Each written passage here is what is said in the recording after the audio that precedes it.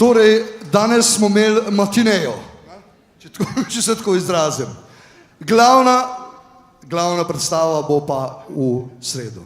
Prosim, pridite. Mi bomo tam.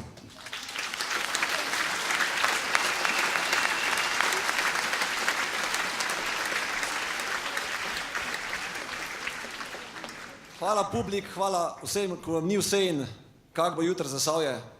Hvala vsem bendam, hvala vsem, ko ste ogromno dela vložili v ta projekt, ampak delamo za pravo stvar in za pravično stvar.